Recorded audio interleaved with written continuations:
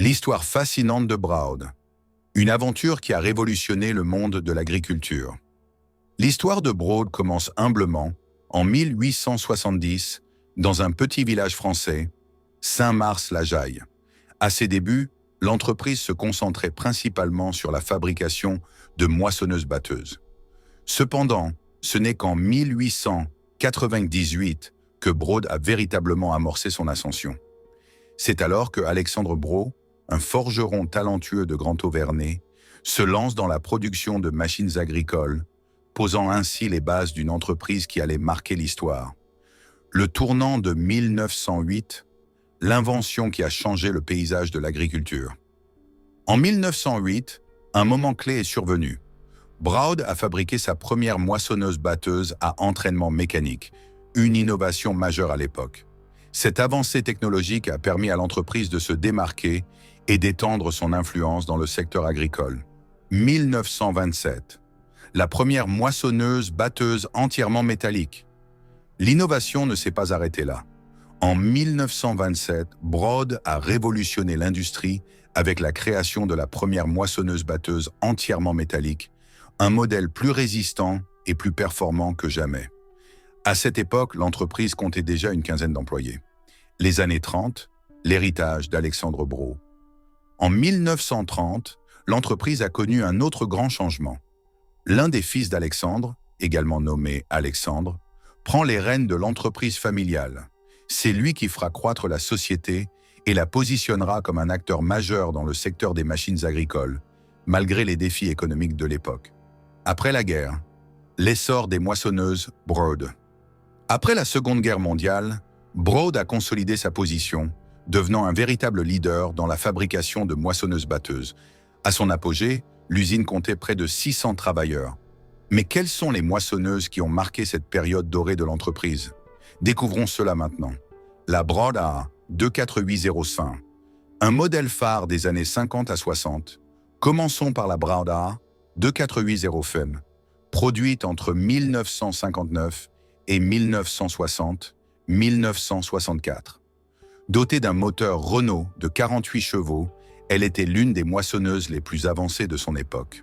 Avec ses 4 cylindres et sa transmission mécanique à 3 vitesses, elle pouvait atteindre des vitesses impressionnantes, allant de 1,8 à 16,5 km par heure. Son unité de coupe, d'une largeur de 240 cm, était équipée de 4 bennes à paille pour une efficacité optimale dans les champs. La Broad 2065, un modèle apprécié des agriculteurs. En 1963, Braud a lancé la 2065, une machine équipée d'un moteur Peugeot de 40 chevaux et d'une transmission à 2 vitesses. Ce modèle, produit jusqu'en 1969, a fait ses preuves avec une vitesse maximale de 17,1 km par heure et un réservoir de grains de 7,5 hectolitres. 1967, l'arrivée de la Broad 405-6, une véritable avancée technologique. Quelques années plus tard, en 1967, la moissonneuse Broad 405-6 a marqué un tournant. Avec un moteur Perkins de 85 chevaux et 6 cylindres, elle a atteint une vitesse impressionnante de 18 km par heure. Son unité de coupe de 280 cm et son réservoir de 21 hectolitres ont fait d'elle l'une des machines les plus performantes sur le marché. La Broad 502, un modèle emblématique de la fin des années 60. Produite de 1968 à 1976, la Broad 502 a été une étape décisive dans le parcours de l'entreprise. Avec son moteur Perkins à 4.0, 3 de 65 chevaux et son poids de 4350 kg, cette moissonneuse-batteuse a marqué une nouvelle étape dans la puissance et la capacité de récolte. En 1968, Broad a atteint un sommet de vente avec 1600 unités écoulées en France. 1970, le modèle Broad 701 et l'avènement de la haute performance, l'arrivée de la Broad 701 en 1970 a encore renforcé la position de l'entreprise. Équipée d'un moteur Perkins de 130 chevaux, cette moissonneuse-batteuse pouvait atteindre des vitesses impressionnantes, tout en offrant une largeur de coupe de 370 cm. Elle représentait un véritable atout pour les grands exploitants agricoles. La Broad 800, la machine des années 80. Dans les années 1980, Broad a dévoilé la Broad 800, un modèle encore plus performant. Équipé d'un moteur Iveco de 176 chevaux et d'une largeur de coupe de 430 cm, elle a marqué une nouvelle ère d'efficacité et de robustesse, avec un réservoir de 52 hectolitres.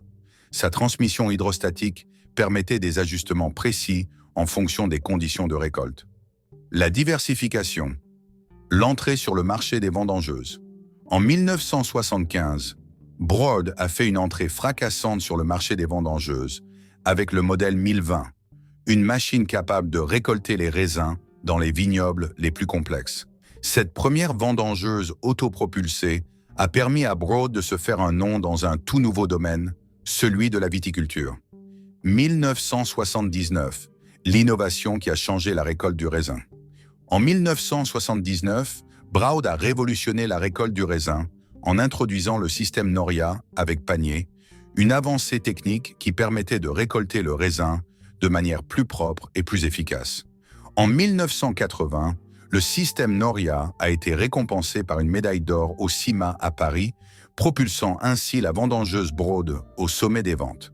En moins de 4 ans, plus de 2000 unités ont été livrées. Les années difficiles, la concurrence et les défis économiques. Cependant, dans les années 1980, l'entreprise a dû faire face à la concurrence des géants de l'agriculture, tels que Massey Ferguson, John Deere et Claas, ainsi qu'à un marché français en déclin.